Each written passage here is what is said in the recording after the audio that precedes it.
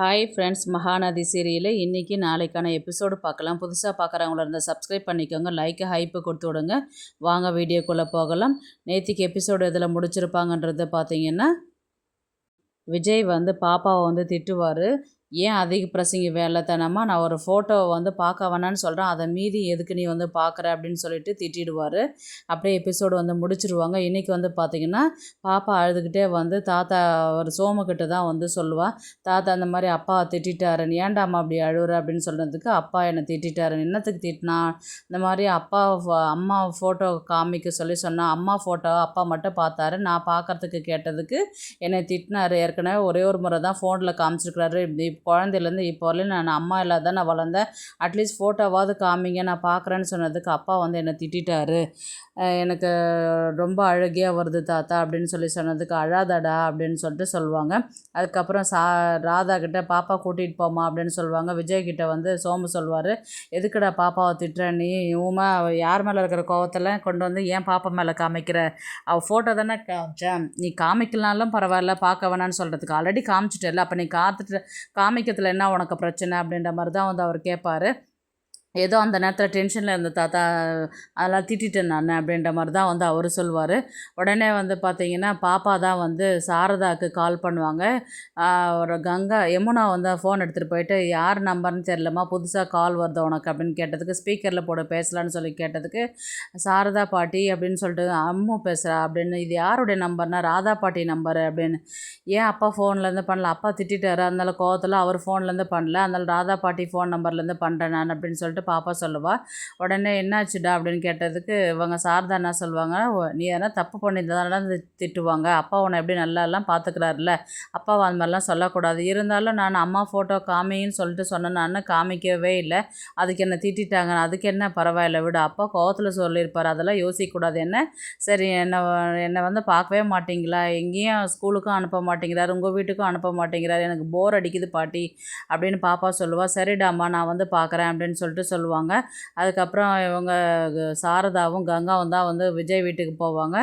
உடனே வாங்க வாங்க அப்படின்னு சொல்லிட்டு சோமும் ராதாவும் சொல்லுவாங்க, நான் போய் பாப்பா கூட்டிகிட்டு வரேன் அப்படின்னு சொன்னதுக்கு, உடனே விஜய் பாப்பாலாம் கூட்டிகிட்டு வர தேவையில்ல, நான் தான் உங்களை இங்கே வர வேணான்னு சொல்லிட்டு சொன்னல, நானும் அங்கே வர மாட்டேன்னு சொன்னேன், அதுக்கு மீறி எதுக்கு இங்கே வந்தீங்க நீங்கள் அப்படின்னு சொல்லி கேட்டதுக்கு, நீங்கள் சொன்னது சரிதான் மாப்பிள்ள, நான் வரல, நீங்கள் சொன்னதுக்காகவே நான் இங்கே வரக்கூடாதுன்னு தான் இருந்தேன் நான், சரி பாப்பா தான் கால் பண்ணி ரொம்பவே ஃபீல் பண்ணி அழுதா, அவள் பாப்பா ஃபோன் பண்ணால, எப்படி ஃபோன் பண்ணா உங்களுக்கு அப்படின்னு, இந்த அளவுக்கு அவள் வீட்டுள்ளே அடைஞ்சிருக்கிறதுனால அவள் ரொம்பவே போர் அடிக்குதுன்னு சொல்கிறா, ஒரு 2 நாளைக்கு எனக்கு பாப்பாவை வீட்டுக்கு அமுச்சு விடுங்க அப்படின்னு சொல்லி கேட்டதுக்கு, 2 நாளைக்கு 3 நாளைக்கு அனுப்ப முடியாது, உங்கள் பொண்ணு என்னை வேணான்ற போது எதுக்கு இவளை மட்டும் கூட்டின்னு போயிட்டு அவள் அங்கே போயிட்டு இருந்தாக்கா அவளுக்கு கஷ்டமாக இருக்கும், ரொம்ப ஃபீல் பண்ணுவா, எனக்கே நடக்காதுன்னு தெரிஞ்ச விஷயத்த நான் எதுக்கு அவளுக்கு ஆசை காட்டி இது பண்ணணும், அதனால தான் நான் அவளை அனுப்பலை நாங்கள் அப்படின்ற மாதிரி தான் புரியுதுங்க மாப்பிள்ள உங்கள் சூழ்நிலை என்னன்றது அப்படின்னு சாரதா சொல்லுவாங்க. நான் அனுப்பலாம் இல்லை அப்படின்னு சொன்னதுக்கு, உடனே சாரதாவும் சோமும் என்ன சொல்லுவாங்கன்னா, அவங்கள ஃபஸ்ட்டு நீ இங்கே வர வேணான்னு சொல்லிட்டு சொன்னேன், நான் அப்போவே சொன்னேன், நான் அது மாதிரி பேசுகிறது தப்பு விஜய் அப்படின்னு சொல்லிட்டு, இங்கே வர வேணான்னு சொல்கிறதுக்கு உங்களுக்கு என்ன உரிமை இருக்குது, நான் நினச்சிருந்தேன் நான் இப்போ பாப்பாவை ஒரேடியாக நான் என்கிட்ட கூட்டின்னு போக முடியும், நான் அப்படியெல்லாம் செய்யலை, உங்கள் சூழ்நிலை புரிஞ்சு தான் நான் பாப்பாவை நான் இங்கே விடுறேன் நான் அப்படின்ற மாதிரி தான் சாரதா சொல்லுவாங்க.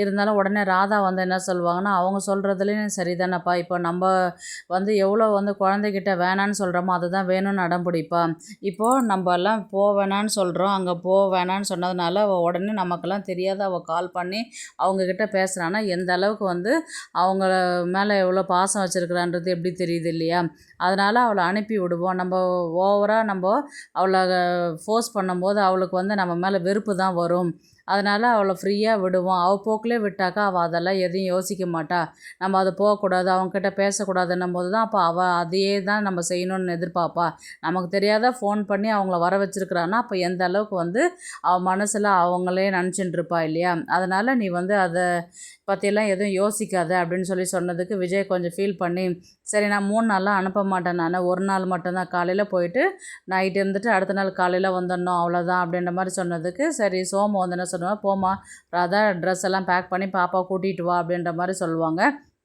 சரின்ட்டு அவங்க மேலே போவாங்க. இவங்க சாரதா, கங்காலாம் வந்துக்கிறத பார்த்து பா பாப்பா வந்து "பாட்டி வந்துட்டீங்களா?" அப்படின்னு சொல்லிட்டு ஓடி வந்து கட்டி பிடிச்சிப்பா.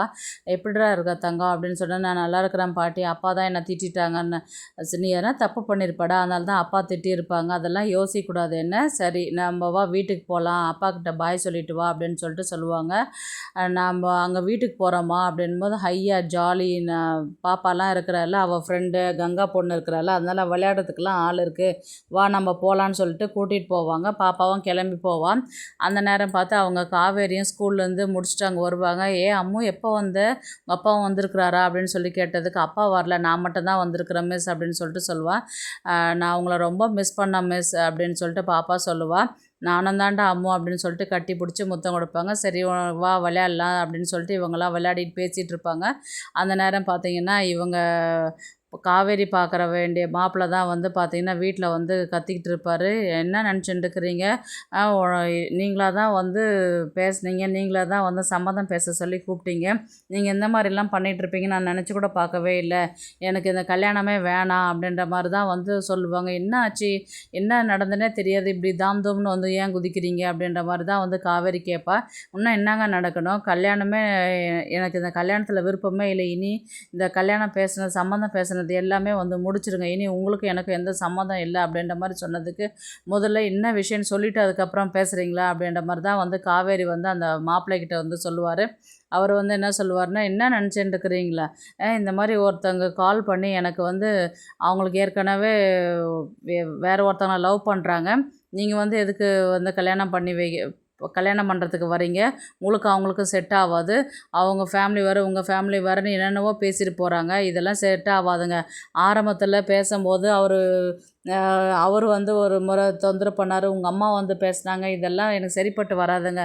ஆரம்பத்துலேருந்து இப்போ வரலையும் பிரச்சனையாக தான் இருக்குது. அன்றைக்கி சம்மதம் பேச வரும்போது கூட உங்கள் அம்மாவும் எதுவும் பிடி கொடுத்து பேசவே இல்லை.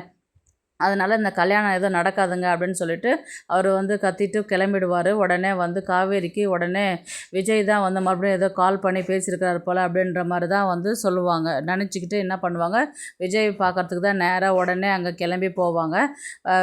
"என்ன உங்களுக்கு தைரியம் இருந்தாக்கா என் கல்யாணத்தை நிறுத்தி வச்சுருக்கிறீங்க?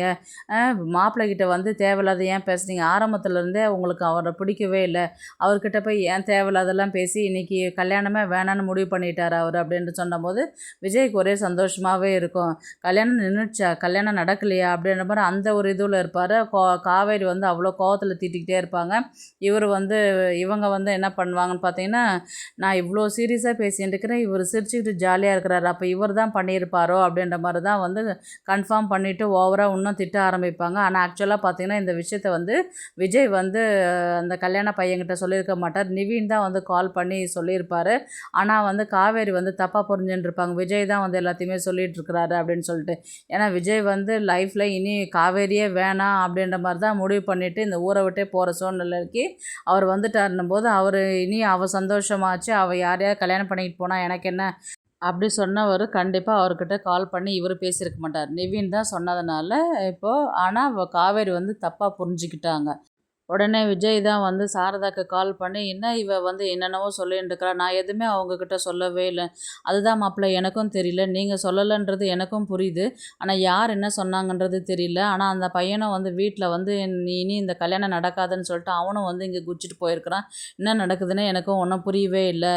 அப்படின்ற மாதிரி தான் வந்து சாரதா வந்து விஜய்கிட்ட சொல்லுவாங்க. விஜய்க்கு வந்து ஒரே ஹாப்பியாகிடும். இது யார் சொன்னாங்க, என்ன சொன்னாங்கன்றது தெரியல. அப்படியே என்ன பண்ணுவாங்க, எபிசோடு வந்து முடிப்பாங்க. பார்க்கலாம் கதையை வந்து எப்படி எடுத்துகிட்டு போகிறாங்கன்றது. இந்த வீடியோ உங்களுக்கு பிடிச்சிருந்தா ப்ளீஸ் லைக் பண்ணுங்கள், ஷேர் பண்ணுங்கள், சப்ஸ்கிரைப் பண்ணுங்கள். தேங்க்ஸ் ஃபார் வாட்சிங்.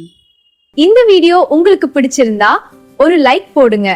நம்ம சேனலை சப்ஸ்கிரைப் பண்ணுங்க.